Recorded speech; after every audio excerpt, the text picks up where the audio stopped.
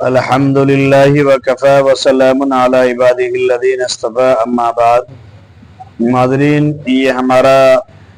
قربانی سے متعلق مسائل کا چھٹا حصہ ہے۔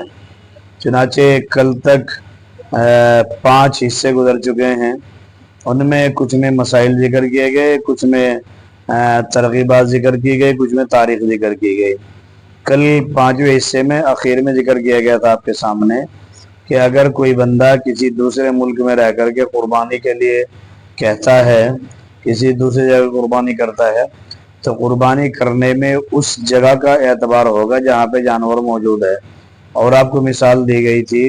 مستقل سعودی کے بندے کی جو وہاں سے یہاں انڈیا میں قربانی کروا رہا ہے۔ ناظرین، اب اسی احکام اور مسائل سے متعلق 2-4 باتیں اور آغاز کرنی ہیں، مسئلے ذکر کرنے ہیں۔ ناظرین، ایک بندہ ہے جس کے اوپر قربانی واجب ہے، اس نے جانور بھی خرید لیا، اور جانور خریدنے کے بعد وہ قربانی نہیں کر پایا۔ حالات اس طرح کے تھے، یا تو حالات اس طرح کے ہوئے، اللہ نہ کرے کہیں حالات خراب ہو جائے، کرفیو لگ جائے، جسے ہمارے ملک میں کبھی کبھار ایسا ہو جاتا، الحمدللہ ایسا زیادہ تو نہیں ہوتا۔ لاک ڈاؤن کے حالات میں آپ نے دیکھا کرفیو لگ گیا، کوئی اور ایسا موقع آ گیا کہ وہ ذبح نہیں کر پایا، جانور کو موقع ہی نہیں لگا، تو بعد میں وہ پورے جانور کی قیمت کو صدقہ کرے گا۔ اور ناظرین، اسی طرح اسی کے تعلق سے ایک مسئلہ یہ ہے کہ ایک آدمی نے قربانی کا جانور خریدا نہیں، اور وہ صاحب نصاب ہے، لیکن قربانی کا جانور بھی نہیں خریدا، اور قربانی کے دن اسی طرح نکلتے چلے گئے، تو ناظرین ایسے بندے کے لیے بھی پہلے تو اگر وہ بڑے جانور میں ایک حصہ لے لیتا تو اس کا کام چل جاتا تھا، لیکن قربانی کے دن گزرنے کے بعد اس کا جانور میں حصہ لینے سے کام نہیں چلے گا، بلکہ اسے پورا ایک جانور خرید کر کے صدقہ کرنا پڑے گا، اس وقت میں کام چلے گا۔ ناظرین، اسی طرح ایک بندہ ہے جو غریب ہے، صاحب نصاب نہیں ہے، یہ مسئلہ ہے، اور قربانی کے 3 دن ہیں، 10، 11، 12۔ 12ویں کے سورج غروب ہونے سے پہلے یعنی عصر میں 4 بجے 5 بجے اس کے پاس پیسے آ گئے، کہیں سے کسی نے گفٹ دے دیا، ہدیہ دے دیا، یا مثلا اس نے فارم کہیں بھر رکھے تھے، وہاں سے پیسے آ گئے، وہ صاحب نصاب ہو گیا، تو اس وقت میں بھی اس پر قربانی کرنا واجب ہے۔ جلدی چاہیے کہ جانور خریدے یا کہیں فون وغیرہ کر کے حصہ لے لے اور قربانی کرے، قربانی کرنا لازمی ہے اس کے اوپر۔ اسی طرح ناظرین، اگر کوئی صاحب نصاب ہے اور صاحب نصاب نے قربانی کا جانور بھی لے رکھا ہے، قربانی میں حصہ بھی لے رکھا ہے، اور وہ اسی طرح سے اس کا انتقال ہو گیا، تو اس وقت میں کیا کیا جائے، قربانی کی جائے یا نہیں کی جائے؟ فقہاء نے لکھا ہے کہ مسئلہ یہ ہے کہ وہ وارثوں سے پتہ کیا جائے، بھائی اس کی طرف سے ہم قربانی کریں یا نہ کریں۔ اگر وارث بخوشی اجازت دے دے، بالغ بھی ہو، بخوشی اجازت دے دے کہ ہاں آپ ان کی طرف سے قربانی کرو، تو یہ قربانی جائز ہو جائے گی، اور اگر ایسے ہی ورنہ تو اس کا حصہ ساقط ہو جائے گا، اس کے حصہ کوئی دوسرا لے لے، اس کے پیسے واپس کر دے، قربانی دوسرا کرے، قربانی ہو جائے گی۔ لیکن اگر بغیر پوچھے کسی نے اس کی طرف سے قربانی کر دی اور وارثوں نے اجازت نہ دی، تو پھر کسی کی بھی قربانی صحیح نہیں ہوگی، یہ بات یاد رکھیں، یہ بہت دھیان سے یاد رکھنے کی ضرورت ہے۔ ناظرین، اسی طرح سے ایک مسئلہ اور آتا ہے، مسئلہ یہ ہے کہ مشترکہ جانور لیے گئے ہیں۔ مشترکہ جانور لینے میں قربانی کرنے والا جو آدمی قربانی کر رہا ہے 10 آدمیوں کی طرف سے، 20 آدمیوں کی طرف سے، جیسے ہم بھی جب باہر رہتے تھے تلنگانہ وغیرہ میں، تو ہم 5-7 جانور کیا کرتے تھے ادھر اپنے اعزہ رشتہ داروں کی طرف سے، تو اس میں علماء نے لکھا ہے کہ اس میں 2 مسئلے ہیں بہت دھیان سے سننے کے۔ نمبر 1 یہ کہ جب جانور خریدے اسی وقت میں خریدنے میں یہ بندہ نیت کر لے، نام لکھ کر رکھے پرچے پہ کہ بھائی یہ فلاں کا ہے، یہ انور کا ہے، یہ فلاں کا ہے، یہ فلاں کا ہے، اور اس جانور میں ہم فلاں کے حصے رکھ رہے ہیں، وہ جانور پہلے سے متعین کر لیا جائے۔ جب جانور متعین ہو جائے گا تو پھر ذبح کرنے کے وقت میں ان 7 ناموں کو نام بنام پڑھنا ضروری نہیں ہے، جیسے بہت سے علاقوں کے اندر دیکھا گیا ہے، ادھر ساؤتھ وغیرہ کے علاقوں کے اندر،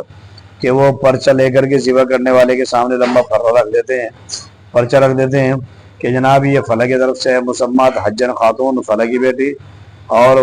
کریم اللہ فلاں کا بیٹا، یا عبدالعلیم فلاں کا بیٹا، یہ پورا پرچہ پڑھا جاتا ہے۔ جانور جب تک تکلیف میں رہتا ہے، جانور کے اوپر پاؤں رکھا ہے، منہ پہ اس کے گھٹنا رکھا ہوا ہے، جانور پریشان ہو رہا ہے، تو اس کی ضرورت نہیں ہے، نام سامنے ہے، سب کی نیت کر لے، سب کی طرف سے اللہ کی رضا کے لیے قربانی ہو رہی ہے، آدمی ذبح کر دے تو کام بن جاتا ہے، یہ لمبے چوڑے نام پڑھنے کی ضرورت نہیں ہے۔ نمبر ایک تو یہ ہوا کہ جانور خریدتے وقت جانوروں کی فکسنگ ہو جائے، اور دوسرا مسئلہ یہ ہے اسی کے تعلق سے کہ آدمی جب قربانی کر رہا ہے ذبح کرنے کے وقت میں، جو آدمی ذبح کر رہا ہے وہ بسم اللہ اللہ اکبر پڑھے۔ اس کے احکام میں انشاءاللہ الگ مستقل ذکر کروں گا ذبح کرنے کے احکام، یہاں پر اتنا سمجھ لیجئے گا کہ اگر کوئی آدمی معین ہے، اس نے چھری کا ہاتھ لگا رکھا ہے، تو پھر اسے بھی بسم اللہ اللہ اکبر پڑھنا ضروری ہے، لازمی ہے۔ بعض مرتبہ ایسا ہوتا ہے کہ قربانی کسی کی ہے، مثلا بچے کی ہے، اسے برکت کے لیے ہاتھ لگوا رکھا ہے، یا کوئی اور ہاتھ لگا رہا ہے قصائی کے ساتھ، کم پڑ رہا ہے، قصائی دکھ رہا ہے کمزور سا ہے، ہمارے قصاب قریشی صاحب کمزور سے ہیں، اور دوسرا بندہ ہاتھ لگا رہا ہے، تو اگر معاون نے چھری پہ ہاتھ لگا رکھا ہے، اسے بسم اللہ اللہ اکبر کم سے کم پڑھنا، اور انی وجہت وجہی الذی فطر السماوات والارض حنیفا وما انا من المشرکین، یہ اسے پڑھنا لازمی ہے، ضروری ہے۔ یہ وہ مسئلہ ناظرین ہے۔ ایک دوسرا مسئلہ ہے کہ یہاں پر یہ ہے کہ ایک آدمی سے کئی سال کی قربانی چھپی ہوئی ہے، اور اب اسے ہوش آیا، وہ توبہ کر رہا ہے، آئندہ کی قربانی کر رہا ہے، تو اس کے لیے لازمی ہے کہ اب تو آئندہ تو چھوڑے نا، اور جو گزشتہ سالوں کی قربانی اس کے ذمہ ہو گئی ہے، وہ ان کا یہ انتظام کرے کہ وہ ہر قربانی کے بدلے ایک صدقہ کر دیا کرے، یعنی اس کے بدلے میں ایک جانور خرید کر کے صدقہ کر دیا کرے۔ ایک مسئلہ یہ ہوا، اور ناظرین ایک مسئلہ اور ذہن میں یہ آیا کہ اگر کوئی آدمی قربانی کے جانور میں ہی عقیقے کا حصہ لیتا ہے، مثلا آدمی ہے 5-6، انہوں نے کوئی حصہ لیا جانور میں، اب ایک آدمی ہے، اس نے کہا بھائی ایک حصہ میرا بھی رکھ لو، یا 2 حصے رکھ لو، اور اس کے ذہن میں بات یہ تھی کہ بھائی مجھے بچے کا عقیقہ کرنا تھا، وہ نہیں ہوا، میں اس جانور میں عقیقے کا حصہ لے لوں گا، تو ناظرین یہ جائز ہو جائے گا، کسی کی قربانی میں کوئی کمی نہیں آئے گی، اس لیے کہ عقیقہ بھی ایک طرح سے سنت ہے اور ثواب ہے، موجب ثواب ہے، اسی لیے اس کا حصہ بھی اس قربانی والے جانور میں لیا جا سکتا ہے۔ اسی طرح ولیمہ ہے، آدمی نے ایسا اتفاق ہوا کہ تاریخ ایسی رکھی جیسے اب قربانی کے دن چل رہے ہیں، آدمی ہے وہ پیسے بچانا چاہتا ہے، تو اس نے یہ نیت کر لی کہ بھائی میں 2 حصے تو اس میں قربانی کے رکھ لوں گا، اور اس کے ساتھ ساتھ جانور میں ایک لڑکے کا میرے عقیقہ نہیں ہو رہا ہے، اس کے حصے رکھ لوں گا، اور پھر اس کے ساتھ ساتھ وہ یہ گوشت اکٹھا کر کے اپنے ولیمے میں کھلا لیتا ہے، تو یہ بھی جائز ہے، اس سے قربانی کے اوپر کوئی فرق نہیں آئے گا۔ اور ایک مسئلہ یہ ہے کہ قربانی کے جتنے بھی احباب ہیں وہ صرف اللہ کی رضا کے لیے کی نیت کرے،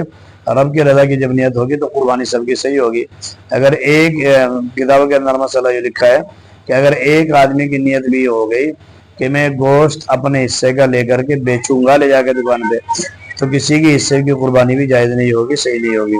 مثال کے طور پہ ایک آدمی نے 3 حصے لے لیے، اس کے ذہن میں یہ بات ہے بقرعید کے دن چل رہے ہیں، جانور ہو رہے ہیں مہنگے، اور میں اسی میں حصے لے لیتا ہوں 3، میرے دکان کے گوشت کے لیے کافی ہو جائے گا، روزانہ میں 20-30 کلو گوشت بیچتا ہوں، 3 حصوں میں اتنا نکل ہی جائے گا۔ تو اگر اس طرح سے ناظرین وہ بیچنے کے لیے سے حصہ لیتا ہے تو پھر کسی کی بھی قربانی صحیح نہیں ہوگی، یہ بات یاد رکھنے کی ضرورت ہے۔ اسی لیے جتنے بھی احباب ہیں وہ ایک دن پہلے ڈسکس کر لے، بھائی اللہ کی رضا سامنے رہے،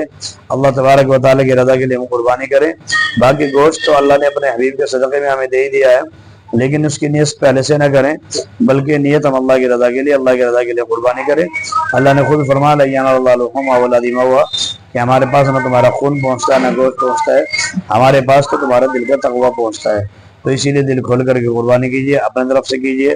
گزشتہ جو والدین گزر چکے، دادا دادی نانا نانی، ان کی طرف سے، اور اگر موقع لگے تو اللہ کے حبیب علیہ الصلوۃ والسلام کی طرف سے وہ قربانی کیجیے گا، کیونکہ اللہ کے نبی امت کے لیے کرتے تھے، ہمارے اوپر بھی لازمی ہے کہ ہم بھی آپ علیہ السلام کی طرف سے قربانی کریں، اگر اللہ گنجائش دے، اللہ کے لیے کر کے آپ کو اس کا ایصال ثواب کر دے۔ اللہ سننے ذات عمل کی توفیق عطا فرمائے، دعا کیجیے۔